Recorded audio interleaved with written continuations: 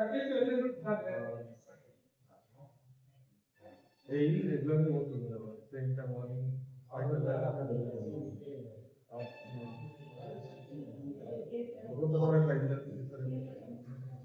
ఇరవై సంవత్సరాల నుంచి బహిరంగ టెండర్ లేదు. తర్వాత ఫస్ట్ ఎవరిగా ఇస్తారు మీరు, అది ఎవరెవరి నుంచి ఎవరి ఆధీనంలో ఉంది, అలాగే ఆ ప్రాంగణంలో మున్సిపల్ ద్వారా ఏర్పడే అడిషనల్ షాప్స్ అడిషనల్ రెంట్ ఆ రెంట్ ఎవరికి వెళ్తాం, ప్రభుత్వానికి వస్తున్నాయా కార్పొరేట్ వాళ్ళకి వెళ్తున్నాయా? స్కాన్ చేసి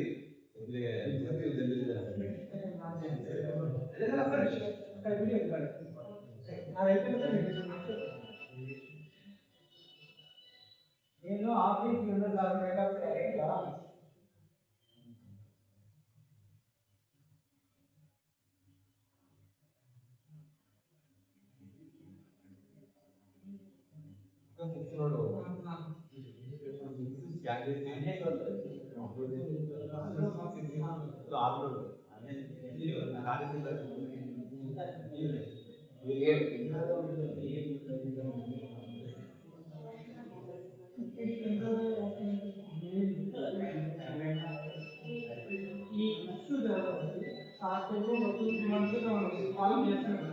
జడ్పీ సీఓ గారికి లెటర్ రాస్తామన్నా, ఎమ్మెల్యే గారు కూడా జడ్పీ సీఓకు కలెక్టర్ లెటర్ రాస్తారు. దానిపైన వితిన్ 30 రోజుల్లో ఎమ్మెల్యే గారు ఏమంటాడంటే బహిరంగ టెండర్ వేస్తామన్నా, కానీ దాంట్లో నిర్దిష్టమైన ప్రోటోకాల్ ప్రకారం పని స్టార్ట్ అయితే ఎప్పుడు స్టార్ట్ అయ్యింది, ఎలా స్టార్ట్ అయ్యింది, ప్రస్తుతం అది ఏ కండిషన్. ఇంకొకటి ఎంపీడీఓ కార్యాలయం ప్రాంగణాలకి మహిళా అధికారులు రావాలంటే భయానక పరిస్థితులు ఉన్నాయి. వాహనాలు అడ్డం పెట్టి అడిగితే పుస్తకాలు నిందిస్తారు. మహిళా అధికారులు ఎలా వస్తారు? ఇక్కడ మహిళా ఇన్స్టాంట్ ఉంది, వికలాంగులు ఉన్నారు, మీరంతా చేసిన మహిళలు అక్కడికి ఎలా వస్తారు? మండలం పొలంలో మీరు రావడానికి మీకు కావాల్సిన రాదు. 2 నెలల క్రితం అంబులెన్స్ డ్రైవర్లు కొట్టడానికి వెళ్ళారు. దానికోసం అప్పటి నుంచి సీరియస్ తీసుకున్నాం. అంబులెన్స్ డ్రైవర్లు అరకొక జీవితాలతో వాళ్ళని అటాక్ చేయడానికి సిగరెట్ తాగుతుంది. ఈ మహిళా అధికారులు రావాలంటే ఎలా వస్తారు? ఇక్కడే టాయిలెట్ వస్తారు.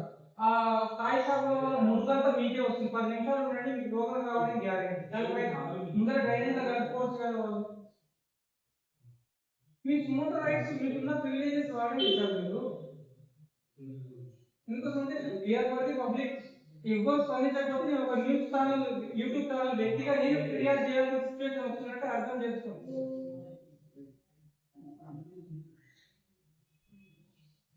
ఓకే, చూసుకుని ఎమ్మెల్యే గారితో మాట్లాడా, మీరు ఒకవేళ ఏదైనా పొలిటికల్ ప్రెజర్ వచ్చింది, ఇబ్బంది వస్తుందంటే మీతో పాటు జడ్పీ సీఓ గారి దగ్గరికి, కలెక్టర్ దగ్గరికి నేను వస్తాను. అది కూడా వస్తే ప్రజా సంఘాలు తీసుకొని మీరు అమర నిరాహార దీక్ష చేయమంటే కూడా చేస్తుంది.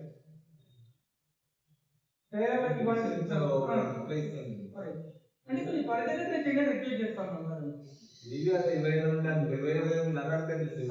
ఏళ్ళకెళ్ళి చాలా మంది పోరాడారు సార్, వాళ్ళు వదిలేస్తారు.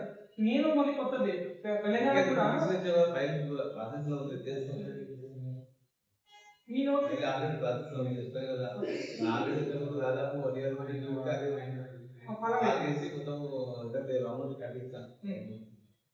అప్పుడు కూడా నేను మీ జాయిన్ అయిన డే 1 నుంచి మన ఇద్దరు ఫాలో అప్ లో ఉన్నాం ఈ కాంప్లెక్స్ పైన.